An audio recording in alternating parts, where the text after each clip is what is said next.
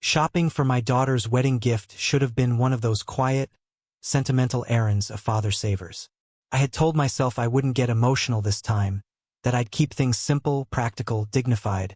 But the moment I stepped into the jewelry boutique, something in me softened. Maybe it was the soft classical music drifting through the store, or the gentle shine of the glass cases. Maybe it was just the ache of missing Margaret, even after all these years. The saleswoman handed me a jeweler's loupe, and I leaned over the counter to study a pair of diamond earrings. Not just elegant, flawless. $15,000 was steep. Yes, but Leona deserved something extraordinary on her big day. She had weathered heartbreaks, disappointments, and a decade's worth of wrong men. This time, she finally seemed genuinely happy. These would suit her beautifully, the saleswoman said, her voice warm and practiced. Yes, I murmured. My daughter's wedding should be perfect. My phone buzzed in my pocket. I barely looked up, expecting a message from a contractor or supplier about some last-minute issue at one of my job sites. Running a construction materials company meant problems rarely respected business hours. But when I glanced at the screen, my breath froze halfway in my chest. Unknown number. Don't go to the wedding. Leave. Now. For a moment, I didn't move. I didn't blink. It felt like someone had struck a hammer behind my ribs. I reread the message. Once, twice, hoping I'd misunderstood. But no, the words stayed the same. Sir, are you all right? The saleswoman asked. Yes, just fine. I lied, forcing a steady tone even as my pulse pounded violently against my throat. She didn't need to know that my hands were trembling so badly I nearly dropped the loupe. I completed the purchase, gave a shaky signature, accepted the iconic blue gift box, and walked out into the mall's main corridor. The cheerful crowds, the noise, the smell of pretzels drifting from the food court. Everything suddenly felt warped. Like I had stepped sideways into a world where something terrible was waiting just around the corner. I dialed the number. Once, twice, 3 times. No answer. No voicemail. Just endless ringing. Trying to walk normally, I made my way to the small cafe overlooking the atrium. I needed a moment to think, to breathe. I ordered a coffee I knew I wouldn't drink and sat there stirring it long after it had cooled. Who knew about the wedding? More importantly, who wanted me to stay away? The earrings sat beside my elbow in their perfect little box. Now feeling less like a gift and more like a misplaced piece of evidence in a crime I didn't understand. An hour later, another text arrived. I'll explain later, but do not go home today. Trust me. Trust? How could I trust someone who wouldn't even pick up the phone? Yet something in me, some instinct honed over decades of business deals, contracts, and reading the subtle tells in people, whispered that I should listen. I called again. Still no answer. By late afternoon, after too much caffeine and far too much paranoia, I found myself booking a last-minute room at a hotel downtown. Felt absurd, dramatic, even cowardly. But something in those messages crawled down into my bones and refused to let go. The drive took nearly 40 minutes. I checked the rearview mirror more often than the road ahead, half expecting some shadowy tail I wouldn't recognize even if it existed. The hotel room felt hollow, cold. I placed the earrings on the desk, stared at them, then at my silent phone. I paced. 8-room service I barely tasted. Watched the same news headlines loop endlessly. And every hour I dialed that number. And every hour I got nothing. Until 11:50 p.m. The phone rang. My heart slammed into my ribs. I snatched it up so fast I nearly knocked over the whiskey glass beside me. Hello. A familiar voice answered, low and tense. Arthur, it's Henry. Henry Burke. I staggered backward and sat heavily on the edge of the bed. Henry, my former business partner. The man I'd once trusted with half my company. Until his gambling addiction nearly buried us both. The man I hadn't spoken to in 8 years. What on earth is going on? I demanded. I'm sorry for the secrecy, he said. I needed to be sure it was really you picking up. I overheard something today. Something about you, your company, and your daughter's wedding. My fingers tightened around the phone.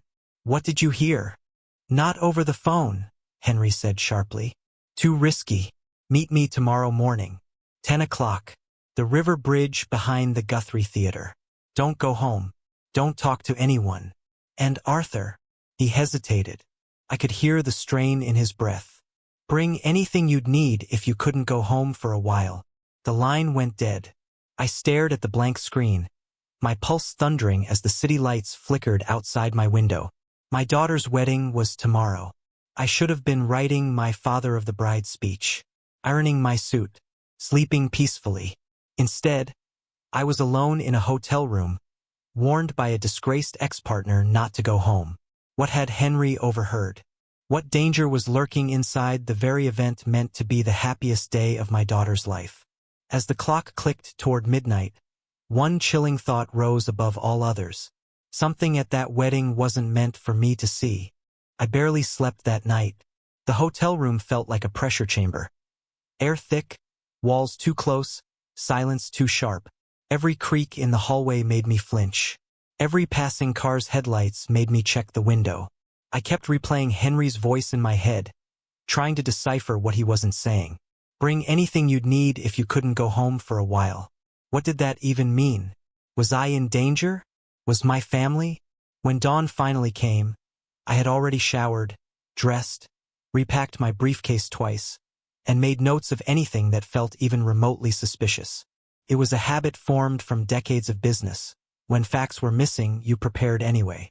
At 9:15 a.m., I checked out, paid in cash, and took the long route downtown, circling blocks twice, watching mirrors, looking for anything unusual. Half of me felt embarrassed for being paranoid. The other half felt like paranoia might be the only thing keeping me alive. The Guthrie Theater's iconic blue facade appeared ahead, its glass bridge stretching out over the river like a silent invitation. I parked 2 blocks away and walked the rest of the distance, my pulse loud in my ears. Henry was already there, leaning against the railing, hands buried deep in the pockets of an old coat. His once thick hair had thinned, and his shoulders slumped like guilt had weight. He looked up when he heard my steps. Arthur. Henry. For a moment, neither of us spoke. The Mississippi below moved slow and steady, unaware of the storm gathering above it. You look older, Henry said awkwardly. So do you. He let out a humorless laugh. That's what betrayal and bad decisions do to a man. I hardened my voice. You said this was urgent. Start talking. Henry swallowed, throat bobbing as if he had to force the words out. Yesterday, he began, glancing around nervously. I was at Lawyer Stevens's office, handling my aunt's estate. He paused. I was in the waiting room, and I overheard your daughter, Leona. My stomach sank. She was talking to Stevens about you, about the wedding, about what happens after. I waited, teeth clenched so hard it hurt. Henry looked at me with eyes full of regret. She's planning to have you declared mentally incompetent. The world tilted just slightly, like the earth had nudged off its axis. That can't be true, I said automatically. Leona would never. She's already started the paperwork, Henry cut in. Guardianship forms, medical evaluation requests, asset transfer protocols. She and her fiancé discussed a timeline. My throat dried. A timeline for what? For taking control of your company, your house, everything. I gripped the railing so hard my knuckles turned white. You're lying, I said, but my voice betrayed me. She wouldn't do that. She's my daughter. Henry reached into his coat and pulled out a folded sheet of paper. This fell out of her fiancé's folder when they left the waiting room. I didn't mean to grab it, but I panicked. He handed it to me. My hands trembled as I unfolded it. Legal jargon, guardianship clauses, signatures, a printed name, Leona Welch, another Carl Fraser. The paper blurred. No, this wasn't possible. Arthur, Henry said quietly, I know we ended things badly. I know you don't owe me anything. But when I heard what they were planning, after everything you did for me in the early years, I couldn't stay silent. I stared at him, chest tight. What exactly did they say? Henry took a slow, pained breath. Carl said you barely understand the business anymore. that they'd get cooperating doctors to confirm cognitive decline, that you'd break down at the wedding reception in front of witnesses. They'd use that to fast-track the competency hearing. My fingers curled around the paper. Every memory, every moment where Leona had tilted her head at me and said, "Dad, are you feeling all right?" Every time Carl had asked a seemingly innocent question about the company's finances, every sideways look at family gatherings, suddenly, they all felt like puzzle pieces I had ignored. They said, Henry continued quietly, that once they controlled your estate, they'd sell your business quickly, before anyone questioned the valuation. A cold shock rippled through me. "My business is worth over 70 million, I said. Henry nodded grimly. Carl mentioned they'd take an offer around 40. Fast cash. I felt physically sick. 40. They were willing to throw away decades of my work, at a loss, just to get their hands on money quickly. What about me? I asked, voice breaking. They'd move you into a private memory care facility, Henry said. Somewhere expensive enough to look respectable, but far away. I closed my eyes, breath trembling. The bridge railing felt like the only thing keeping me upright. Why? I whispered. Why would my daughter do this? Henry looked at me with something like pity. You're worth more to them as an incapacitated man than a living, thinking father. Carl said it himself. My jaw clenched. Hard. Henry hesitated again. Arthur. There was one more thing. I lifted my eyes. What? He said they'd remove your access to your accounts before the medical evaluation, so you couldn't interfere.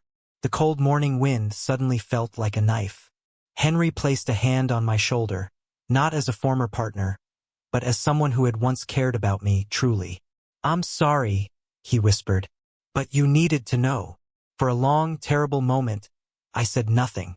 I simply stood there, listening to the river below and the distant hum of morning traffic, feeling something break inside me. My daughter, my only child, was planning to strip me of everything.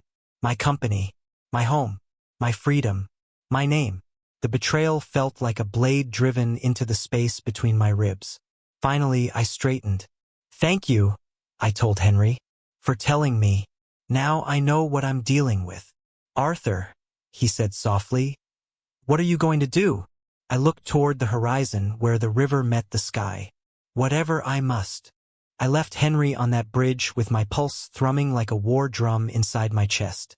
Even the cold wind off the river couldn't steady me. My daughter, my Leona, planning to erase me from my own life? The thought alone made my ribs ache. There were two ways forward now. Collapse under the weight of it, or confirm every word Henry had said. And I've never been the collapsing type. I drove straight to Stevens's office, my mind sharpening with every passing streetlight.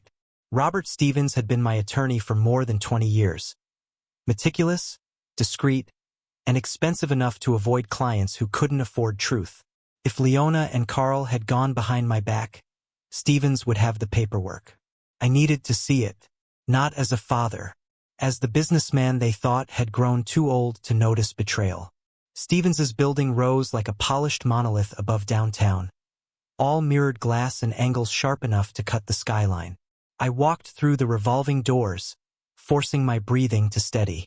Inside, the lobby smelled of leather chairs and fresh coffee, a scent I had once found comforting. Today it felt surgical. His receptionist, Nicole, looked up with a professional smile. Mr. Welch, what a surprise. We didn't have you scheduled today. I know, I said casually. I happened to be in the area. Thought I'd discuss a few updates to my will. Of course. Please have a seat. She pressed a button on her headset. Moments later, Stevens appeared, immaculate as always in a charcoal suit tailored so well it probably cost as much as my Lincoln Navigator's tires. Arthur, he said warmly, extending a hand. Come in. We entered his office. Large windows framing the river, bookshelves packed with legal volumes, and a meticulously organized desk. A place designed to make clients feel safe. I no longer felt safe anywhere. Tell me what's on your mind, Stevens said as he sat across from me. I've been thinking about the future. I began. leaning back as if we were talking about normal fatherly things. About what happens as I get older. A small, sympathetic smile appeared. A natural consideration. Many clients your age bring up similar concerns. My jaw twitched. My age.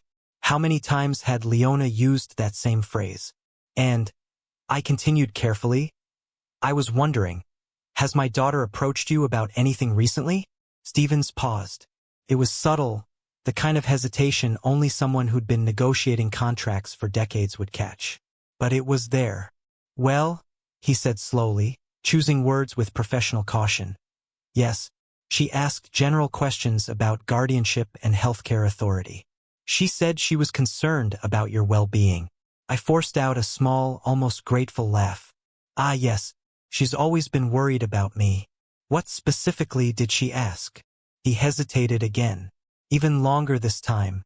She requested copies of guardianship statutes, steps for declaring a family member legally incompetent, requirements for medical evaluations, timelines for court hearings, that sort of thing. My heart thudded once, hard, and then settled into a cold, steady beat. And Carl? I asked. Her fiancé? Now Stevens cleared his throat. He asked for information about business succession, transfer of ownership, protecting assets during a competency dispute. Of course he had. They hadn't even been subtle. Do you mind, I said gently, showing me the documents you provided them? For my own understanding.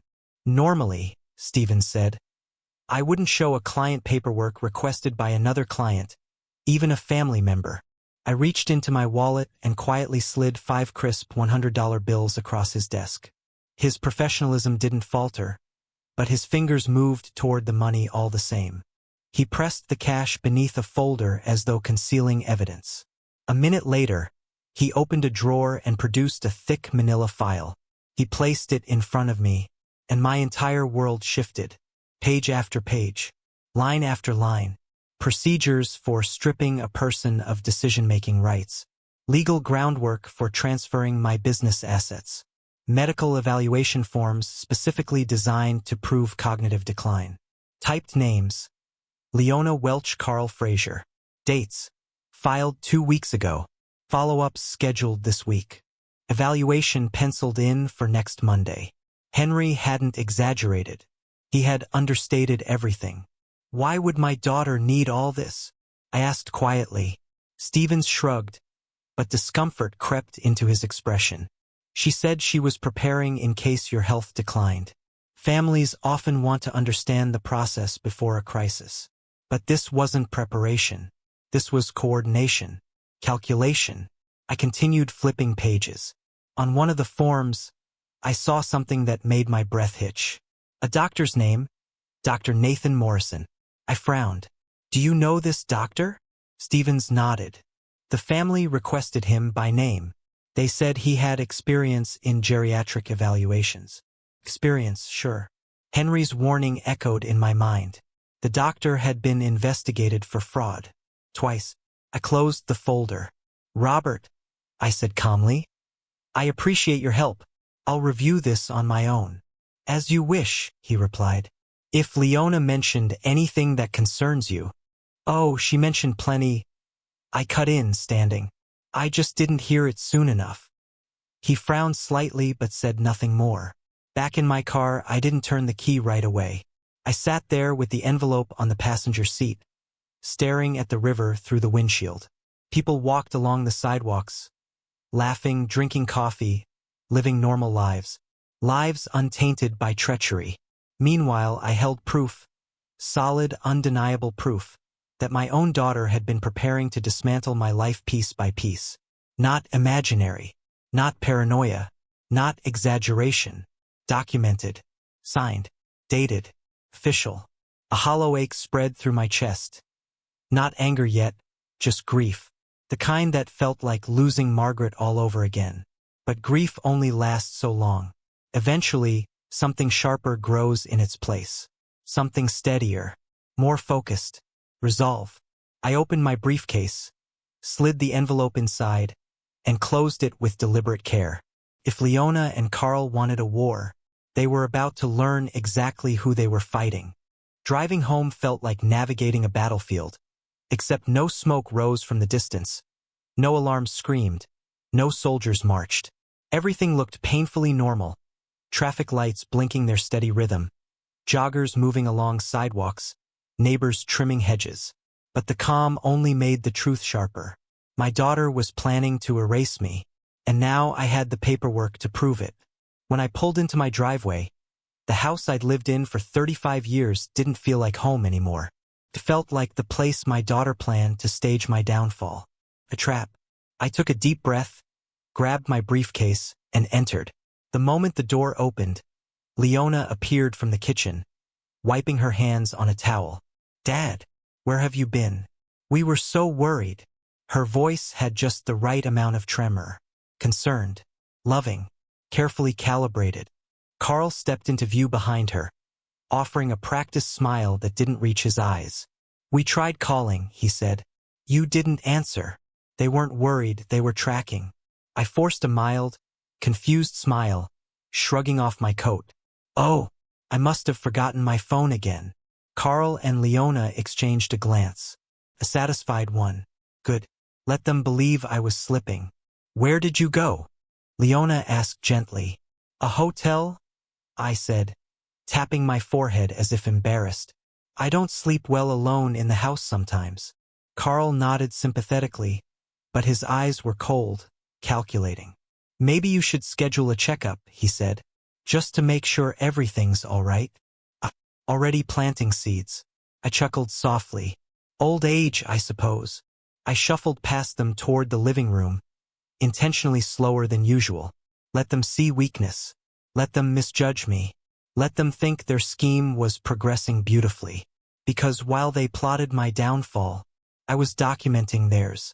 I slipped my phone into recording mode before lowering myself into my favorite armchair. "So," I said casually, "how are the wedding preparations going? Big day tomorrow." Leona sat beside me on the armrest, placing a rehearsed hand on my shoulder. "Everything's ready," she said sweetly. "You just focus on resting, okay?" Carl added, "Actually, we took care of a few things for you. We know you've been overwhelmed with the business." My eyebrows lifted slowly. "Overwhelmed?" He smiled. "It's nothing to be ashamed of, Arthur. At your age, managing a $30 million operation. 70, I corrected quietly. Carl blinked, then recovered. "Right, well, still a lot of responsibility. Leona and I just want to help ease the burden." I nodded, appearing grateful and harmless. "Speaking of help," Leona continued carefully, "we talked to a specialist who can evaluate how you're doing with memory and focus." There it was, the first open strike. I widened my eyes slightly, playing naive. "Evaluate? Why would I need that?" "Oh, Dad," she said, squeezing my hand like one comforts a child. "You've just been forgetting things lately." Carl chimed in, "Like your phone, the keys, the Henderson blueprint you misplaced last week. That blueprint was in my safe." But I didn't correct him. "I see," I said softly. Leona's eyes gleamed, mistaking surrender for frailty. "We already scheduled an appointment," she added. "Dr. Morrison is excellent. He'll see you Tuesday." My stomach tightened. Fake performance on the outside, burning rage inside. Tuesday, 2 days after the wedding. 2 days after the reception where they planned to provoke a confusion episode. Yes, their timeline was almost elegant in its cruelty. I looked down at my hands, pretending to study them as though searching for signs of my own decline. "Maybe you're right," I murmured. "Maybe I'm slowing down." Leona leaned in, kissing my temple. "We're just looking out for you." I nodded, letting my shoulders sag, letting my voice quiver just a little. "You too are very thoughtful. Move." They needed to think the bait had taken. "Oh," I said suddenly, patting my pockets. "My keys. Did I misplace them again?" Leona immediately rose. "They're on the counter, Dad. You put them there when you walked in." Exactly the response I was testing for. I stood slowly, shuffling over, nodding with exaggerated relief when I found them. Ah, there they are. Thank you.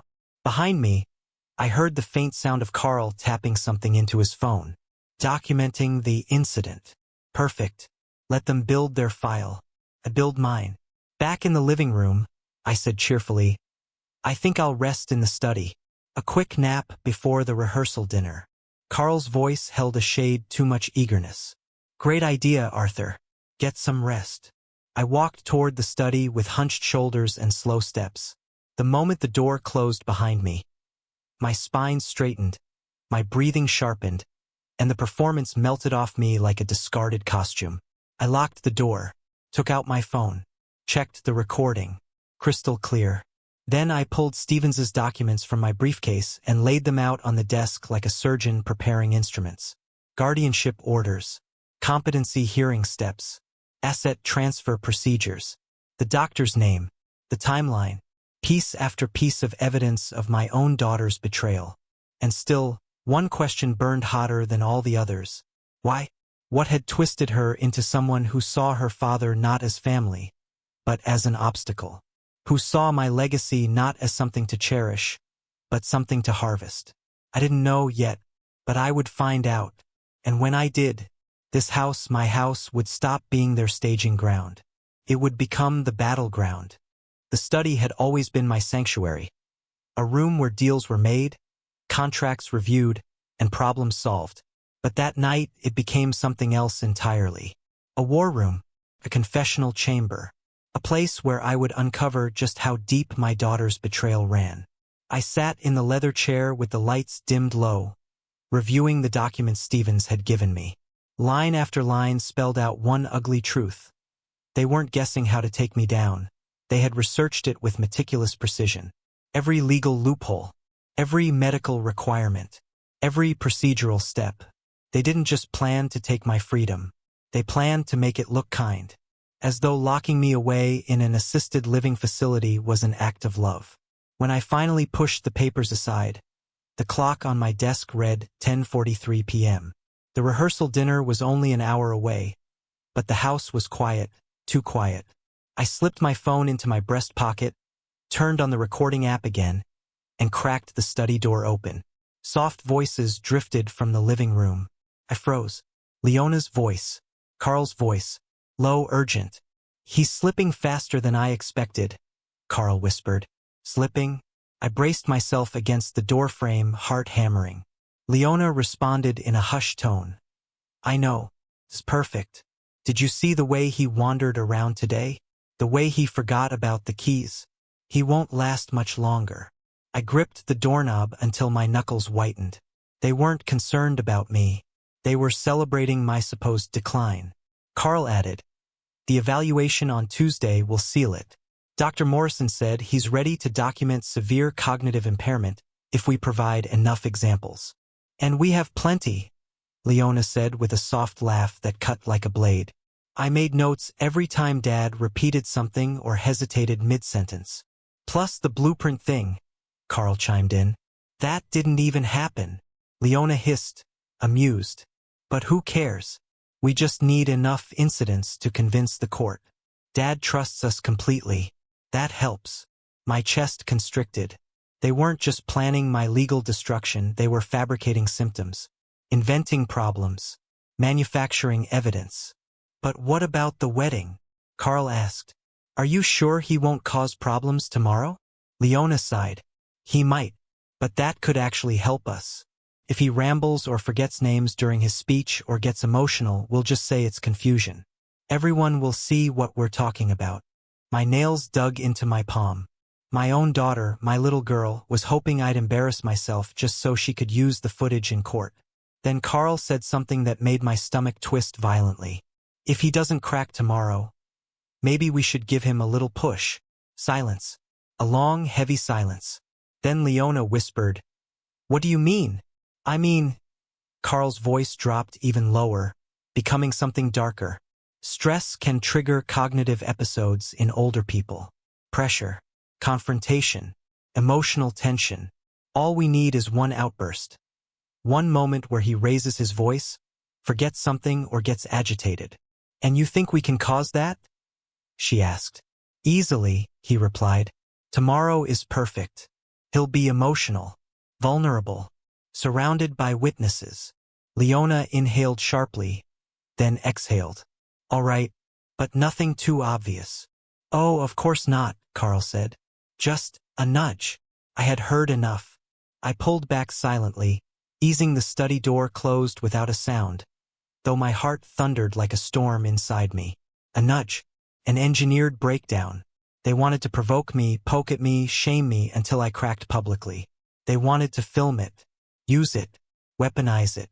I moved deeper into the study, closing the curtains and lowering myself into my chair. For a moment, I simply stared at the recording device in my hands. How had it come to this? How had the baby I once held against my chest, the little girl who ran barefoot through the garden with ribbons in her hair, grown into someone capable of this level of cruelty? And why had I not seen it? Was it denial? Or was it love blinding me? No, not love. Memory. I had loved a version of her that no longer existed. But the woman outside, that cold strategist whispering about pushing her father into public humiliation, was not my daughter anymore. She was a threat, a ticking bomb, one that needed to be diffused with precision. A soft knock broke me from my thoughts. Dad. Leona's voice floated through the door. Are you ready for the rehearsal dinner? I took a long breath, resetting my expression, softening my posture, pulling the mask back into place. The old, confused father. The perfect role for their perfect scheme. Yes, I called, injecting just the right amount of weariness. I just lost track of time. See? She chuckled. Another example. She said it through the door. To herself, not realizing I heard. I shuffled out, letting my steps falter just slightly. Carl smiled brightly when he saw me. Ready, Arthur? Big night. Oh yes, I said gently. Tomorrow will be memorable. They didn't know how true that was. As we stepped out into the night, the cool air brushing my face, I realized something else. Everything they had plotted depended on one core assumption, that I was blind, weak, soft, an old man too tired to fight. They were wrong. I wasn't preparing to survive their plan anymore. I was preparing to end it. The night before the wedding felt like walking through a house made of glass. Every step dangerous, every glance sharp, every breath at risk of shattering something. Leona and Carl were unusually cheerful during the rehearsal dinner, almost glowing with anticipation. Not marriage anticipation, victory anticipation. They thought they'd already won. I played my role flawlessly, quiet, distracted, overly sentimental. I even pretended to lose my train of thought during a toast. Carl noted it on his phone almost immediately, pretending it was a text message. Good. Let him document his own downfall. When I finally got back home, I pretended to be exhausted and went straight to bed. I heard their muffled voices down the hallway, whispering, planning, rehearsing what they'd do the next day. I didn't stay to listen. I had what I needed. Confirmation that my own daughter wanted to push me into a staged breakdown. But I still needed something that wouldn't just derail their plan but expose it. I barely slept. And by dawn, I was fully dressed, gripping my briefcase, heading out the door long before Leona and Carl were awake. The wedding wasn't until evening. That gave me time. Valuable time. Instead of driving to the venue, I headed to my office. The parking lot was empty. Saturday morning quiet. The sun was just creeping over the rooftop as I unlocked the front door and stepped into the familiar smell of paper, coffee, and concrete dust. Welch Materials. My empire. Built from 12-hour days, broken bones, and sacrifice. Built from loyalty and integrity. Everything my daughter had forgotten. My assistant Margaret, named after my late wife, always worked Saturdays despite my protests.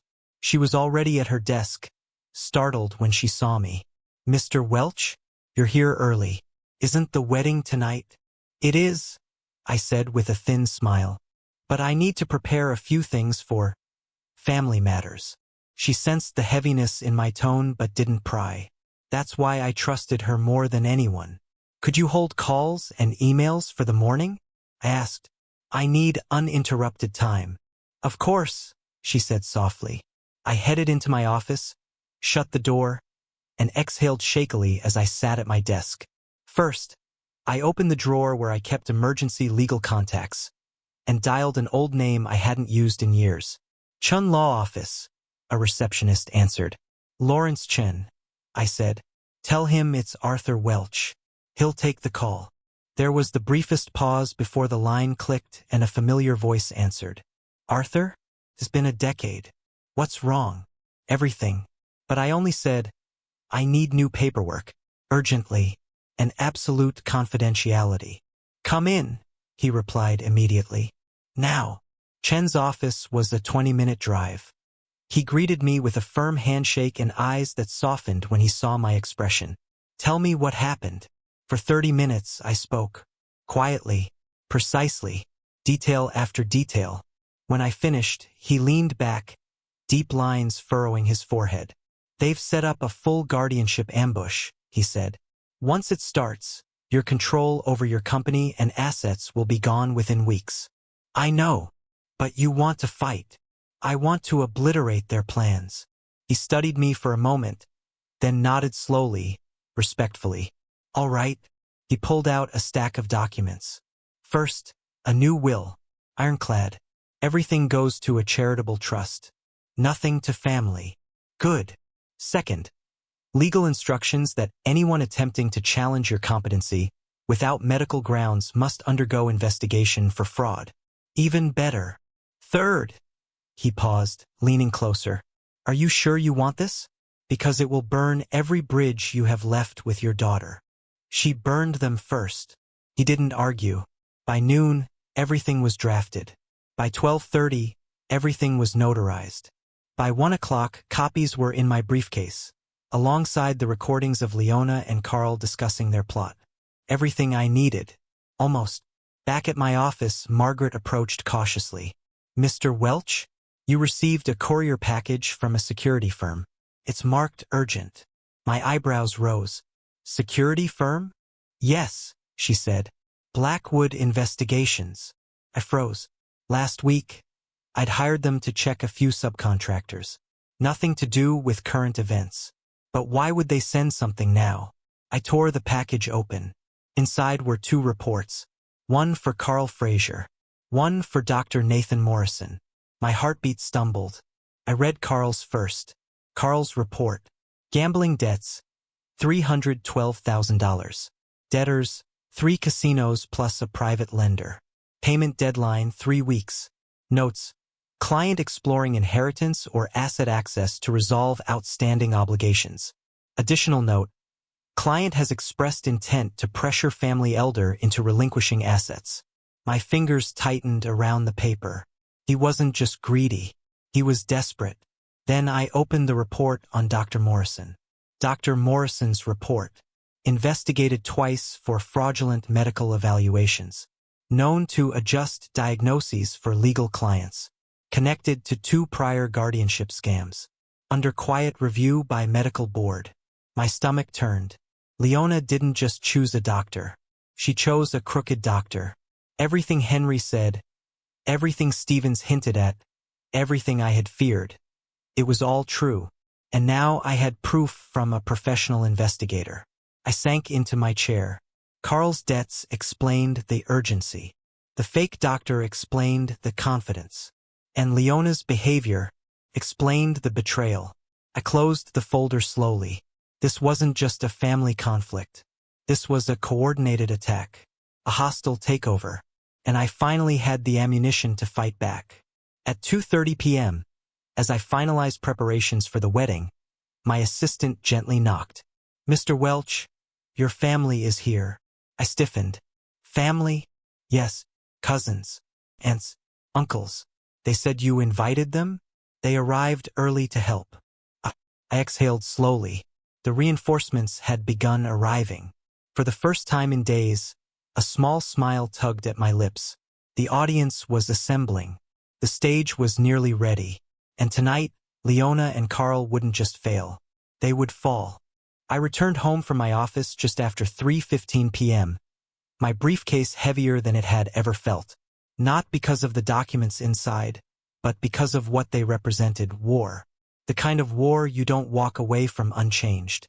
As I pulled into the driveway, I could already tell something was off. The curtains were drawn. The lights were dimmed. The house felt staged, like someone had cleaned up too quickly, like someone was preparing for a performance. I stepped inside quietly, closing the door behind me. Leona's voice floated from the kitchen. "He's back. Act normal. Act normal." My grip on the briefcase tightened. I stood still for a moment, letting their words settle like dust on old furniture. Then I moved deeper into the house. They didn't know I was listening. "We just need him stressed," Carl whispered urgently. "He breaks under pressure. You saw him last night." Leona sighed. "I know. But what if he holds it together at the wedding? What if he acts fine?" "Oh, trust me," Carl said. "He won't." His confidence made bile rise in my throat. Then, Carl's voice shifted, colder, sharper, almost excited. "There's one more thing," he said. "If tonight doesn't work, we have the sleeping pills." My heart stopped. Leona inhaled sharply. "Carl, are you insane?" "It wouldn't hurt him," Carl insisted, lowering his voice further. "Just enough to disorient him, make him stumble, slur a few words. People will think he's losing control." I froze. They weren't just planning to provoke me. They were planning to drug me. I leaned closer to the wall, listening as hard as my pounding heart would allow.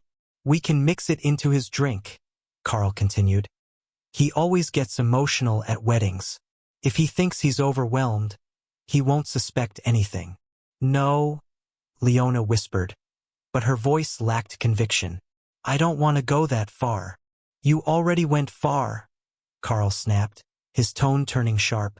"You want control of his company, right? You want your inheritance now, not when he's 90. Then stop pretending you're some saint." A heavy silence followed. Then Leona exhaled shakily. "Just a small dose. Enough to confuse him." My vision blurred. My daughter, my flesh and blood, agreeing to drug her father to declare him mentally unfit. I felt the anger rise slowly, like lava pushing against the earth's crust, hot and unstoppable.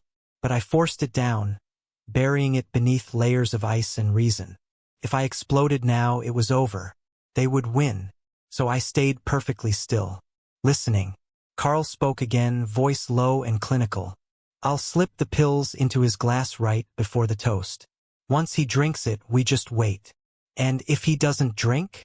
Leona asked. "Oh, he will," Carl said confidently. "Everyone will be watching. He won't want to embarrass you. That's the thing about these older men. They cling to dignity. Cling to dignity." He had no idea who I was. Finally, I heard footsteps. One set moving toward the kitchen, the other toward the living room. I stayed pressed against the wall until my pulse slowed enough for rational thought. They were planning to drug me. Tonight, at my daughter's wedding. That wasn't guardianship. That wasn't legal maneuvering. That wasn't greed. That was attempted sabotage. Calculated poisoning. They weren't just trying to take my life apart. They were willing to compromise my safety, my health, my mind. All for money. All for power. I stepped away from the wall and walked toward the study, forcing my breathing to steady.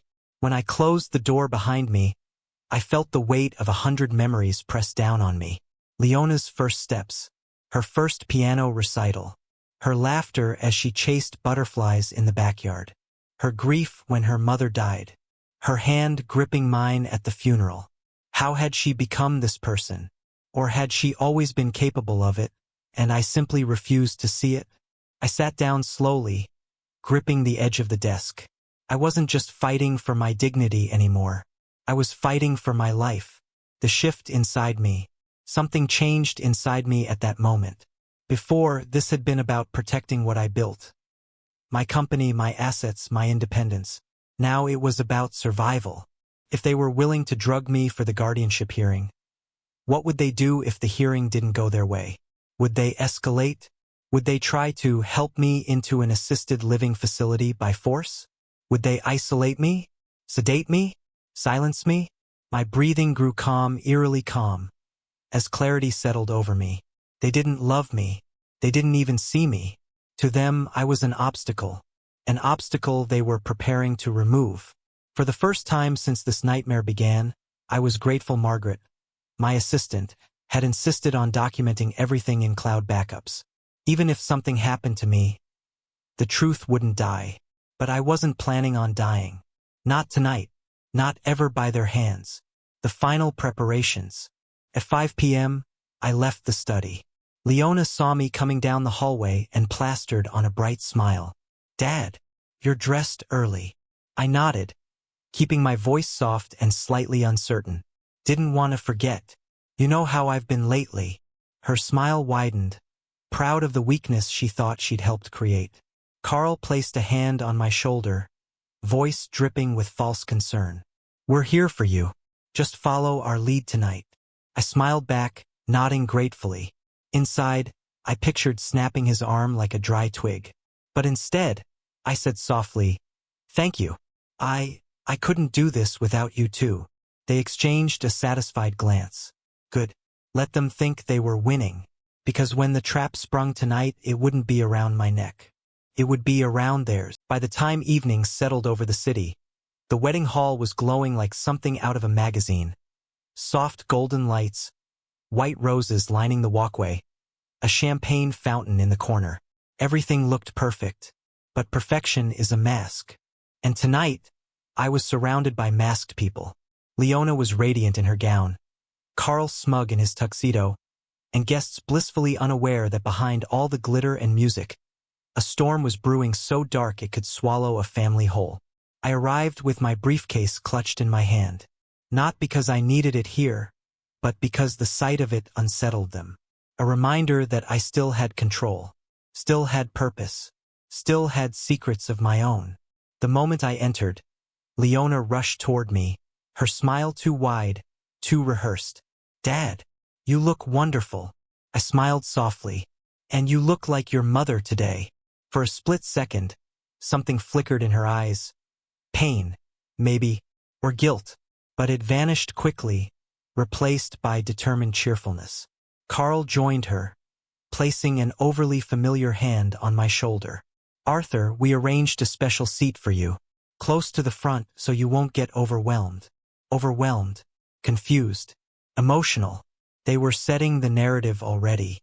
I simply nodded, shuffling toward my seat with the calculated slowness of a man they believed was losing his grip. But then something shifted. A murmur rippled through the guests near the entrance. People turned, whispered, pointed subtly. I followed their gazes, and when I saw who had arrived, my breath hitched. At the doorway stood Daniel Holt, my former business partner, my oldest friend, and the one man who had vanished from my life 10 years ago, after betraying me in a deal that nearly cost my company everything.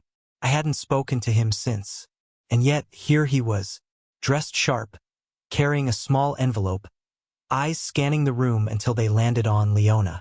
And when she saw him, her face drained of color. Carl stiffened beside her. A strange realization hit me like a punch. They weren't just surprised. They were afraid. Very afraid. Daniel walked toward me slowly, ignoring everyone else. And as he approached, that old familiar half-smile curved across his lips. "Arthur," he greeted softly. "It's been a long time." I stood, spine straightening instinctively. "Daniel." We shook hands. A gesture that felt too casual for a reunion steeped in history and unresolved wounds. "What are you doing here?" I asked. "I was invited," he said simply, glancing past me toward Leona and Carl. My eyebrows rose. "Invited? By whom?" Daniel stepped closer, lowering his voice. "We need to talk, but not here." My pulse picked up. "Daniel?" I murmured. "What is this about?" He swallowed, suddenly looking far older than when I saw him last. "It's about your daughter." A chill slid down my spine. "Leona?" He nodded once. "And about me. And about something you should have known years ago." Before I could respond, Leona approached. Her expression tight, her smile frozen like cracked paint. "Daniel," she said sharply, "you didn't tell us you were coming early." He raised an eyebrow. You didn't tell me your father doesn't know the truth. Her face blanched. What truth? I asked, my voice quiet but firm. A beat of silence hung in the air, heavy and suffocating. Leona's eyes darted between me and Daniel. Carl looked ready to bolt.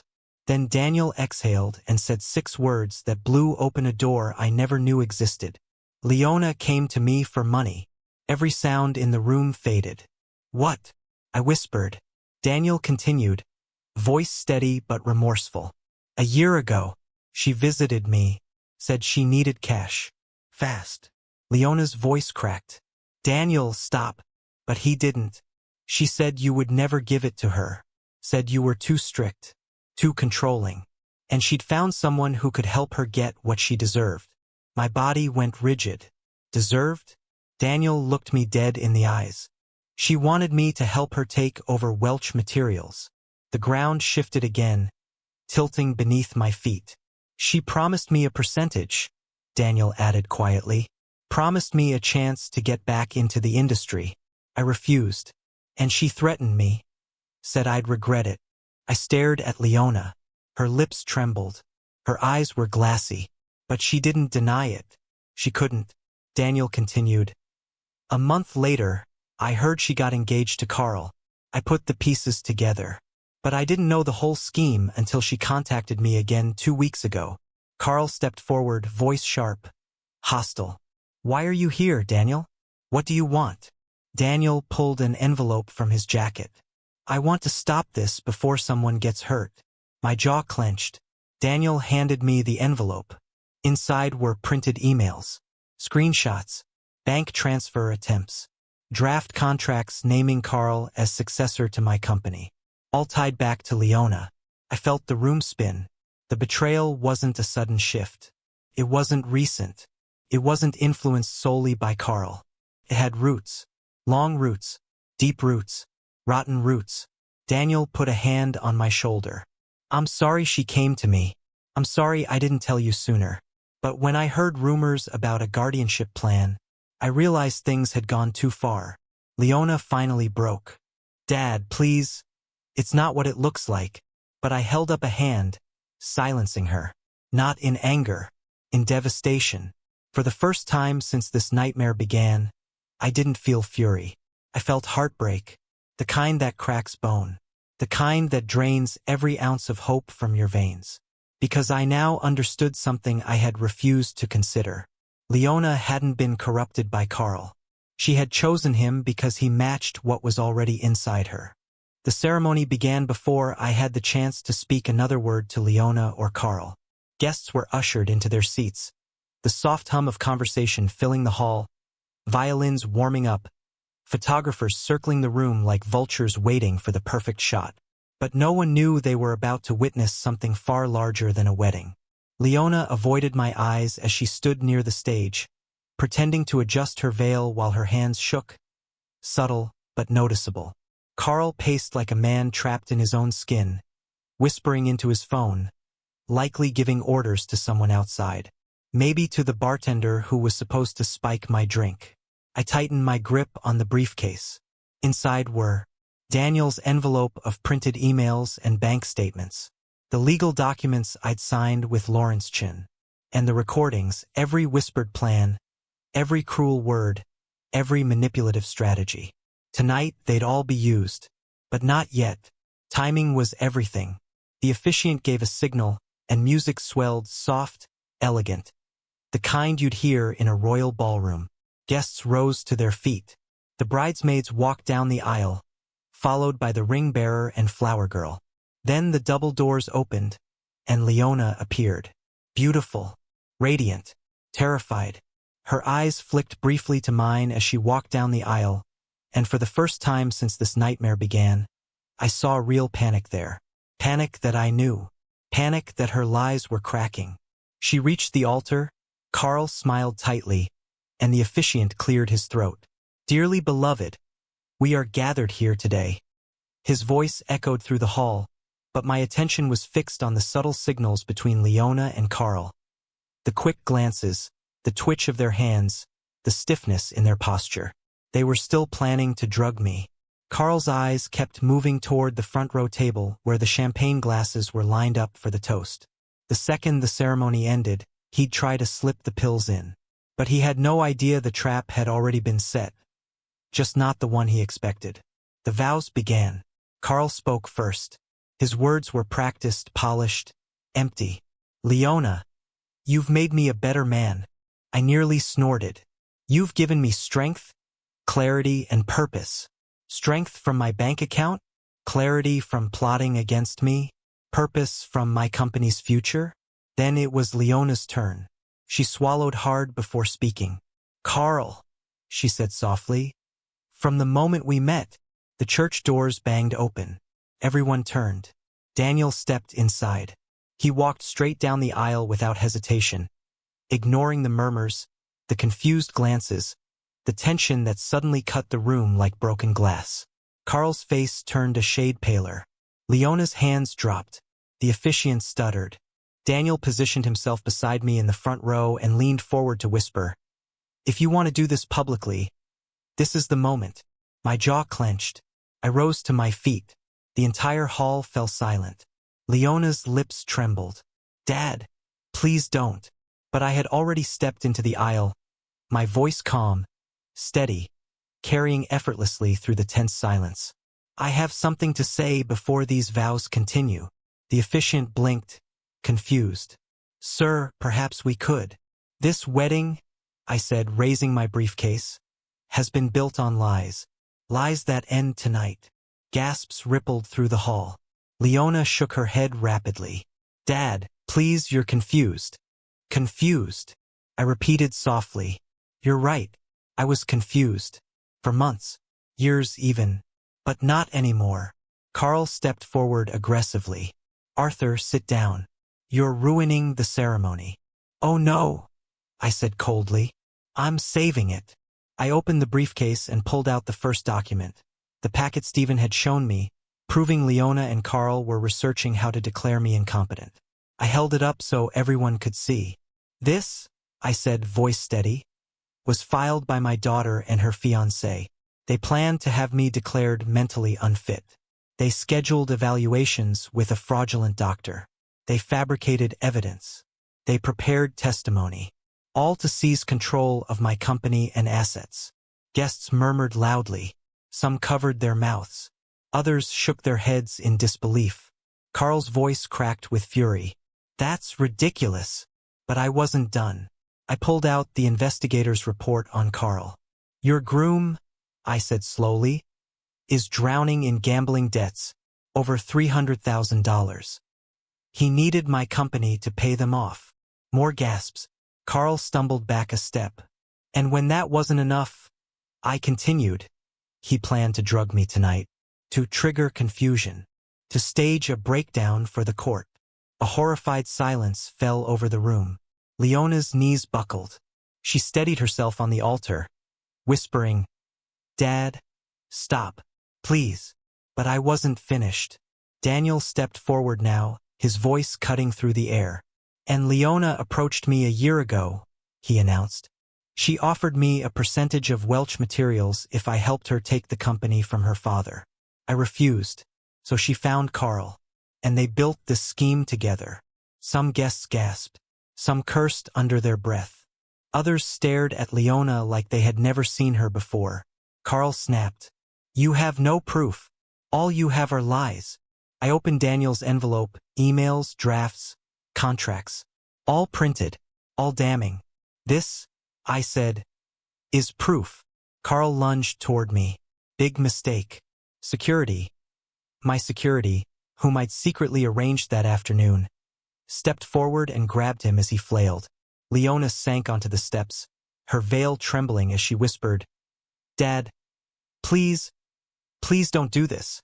I looked at her, really looked at her, and for the first time I didn't see my daughter. I saw the stranger who had been stealing pieces of my life for years. "I'm not doing this to hurt you," I said quietly. "I'm doing it because you already hurt me." The officiant cleared his throat shakily. "Should we postpone the ceremony?" I shook my head. "There is no ceremony," I said. "This wedding is over." Guests began to stand, whispering, some consoling relatives, others glaring at Leona and Carl like they were criminals. Carl shouted from the grip of security, "Arthur, you'll regret this. You'll see." But I cut him off with a single sentence. "No, Carl. The only thing I regret is not seeing who you both were sooner." The moment I stepped outside the wedding hall, the cool night air hit me like a wave, sharp, cleansing, almost violent after the suffocating tension inside. My hands were still shaking, though I hid them in my coat pockets. Guests were pouring out behind me, whispering in small clusters, glancing back toward the doors where security still held Carl. The wedding was over. The truth was out. The war I'd been fighting in silence had finally erupted in public. But I wasn't relieved. Not yet, because something was still unfinished. I walked toward the far end of the parking lot, the one place farthest from the buzzing crowd, where a single streetlight flickered like a dying heartbeat. I needed air, space, quiet, but I didn't get it. The door behind me swung open so hard it slammed into the wall. "Dad!" Her voice cracked like glass breaking. Leona, still in her wedding dress, veil half torn, mascara running down her cheeks in dark streaks. She stumbled as she ran toward me, heels catching on the concrete. "Dad, wait, please." I didn't turn. Not immediately. Not until her footsteps slowed and I felt her presence just a few feet behind me. When I finally faced her, she looked small. Not physically, but emotionally, like the weight of everything she'd done had pressed her into something fragile and shrinking. "Dad?" she whispered, chest heaving. "Please listen. I need you to hear me." "I've heard enough," I said quietly. She flinched as though I'd struck her. "No, you haven't. Not the real reason. Not the truth behind why we did all this." There it was. An excuse. Another one. "I don't want justifications," I said. "Nothing excuses what you planned." Her chin trembled. I know nothing excuses it. But you need to know why. Because it wasn't just greed. Or power. Or Carl." She wiped her cheeks roughly with the back of her hand. "It started years ago, Dad. Long before Carl. Long before this wedding." My jaw tightened. She wasn't lying. Her voice cracked with something raw. But pain doesn't erase betrayal. She swallowed hard and stepped closer. "You remember the year after Mom died?" she asked quietly. I nodded stiffly. "Everything changed for you," she whispered. "You buried yourself in work. 12-hour days turned into 16. You stopped eating, stopped sleeping, stopped talking unless it was about the company. I was still a kid, Dad. And I lost both parents at once." The words hit me harder than I expected. I looked away. She continued, voice shaking. "You didn't even come to my school recital that year. Or my graduation. You forgot my birthday 3 years in a row. I tried so hard to pull you back, but you were gone. Buried in concrete and steel and money." "Leona," I breathed. She shook her head fiercely. "No, let me finish." Her eyes glimmered under the streetlight, bright with grief instead of calculation. "When Mom died, I needed you. I was drowning, and you chose the company instead. You chose work instead of me. I felt abandoned, invisible. I felt the accusation like a blade." She stepped closer, tears falling freely. "So I started believing something, that the only way to matter to you was through that company, through what you built, through your legacy, because that's all you seemed to care about. And Carl fed into that. He told me if I inherited the company, you'd finally see me, respect me, that it would make everything right." Her voice broke on the last word. I closed my eyes. For a moment, I wasn't standing in a parking lot outside a ruined wedding. I was back in that hollow year after Margaret died, moving like a ghost, working like a machine, trying to escape grief by burying myself under blueprints and ledgers. I never realized how much my silence had cost my daughter. But understanding pain doesn't erase choices. "You could have talked to me," I said softly. "You could have asked for help, for attention, for anything." "I tried," she whispered. "But every time I reached for you, you pulled away. And eventually, I stopped trying." Her shoulders slumped. And then Carl. He told me this plan was the way to get back what I lost. To take control of my life. To make you see your mistakes. To make you face how much you hurt me. Her breath hitched. But I didn't know how far it would go. I didn't know he'd want to drug you. I didn't know he'd use my grief to twist me into someone I barely recognize. She covered her face, sobbing. I'm not excusing anything. I'm not asking you to forgive me. I just needed you to know I didn't wake up one day wanting to destroy you. I was lost, angry, broken. And Carl took that brokenness and made it into something monstrous. Her voice crumpled. I became monstrous. Silence stretched between us, thick as smoke. I looked at the woman in front of me. Not the schemer, not the betrayer, but the daughter who had once held my hand and trusted me to protect her from the world. I had failed her too. Not the way she failed me, but failed her all the same. You hurt me, Leona, I said quietly. Deeply. She nodded, tears streaming. I know. And what you did can't be undone. She nodded again. I know. But. Her eyes lifted, shiny, terrified, hopeful. I won't walk away without understanding you. Her breath caught. But that doesn't mean we're fixed, I finished. This is the beginning of a long road, painful one, and I don't know where it leads. She nodded slowly, accepting the weight of the truth. I'm ready, she whispered. Whatever the consequences. I softened, not fully, but enough to recognize the wounded child inside the broken adult. Go home, I said gently. Alone, without Carl. I'll speak to you tomorrow. She hesitated. Dad, thank you for listening. I nodded once. Then she turned, walking back toward the hall, veil dragging, shoulders trembling, future uncertain. As she disappeared inside, Daniel stepped out from behind a parked car. You handled that better than I expected, he said. I didn't do it for her, I murmured. I did it for the truth. Daniel nodded, then looked out at the dark sky. So what happens now? I exhaled slowly. Now, I closed the briefcase. We rebuild everything.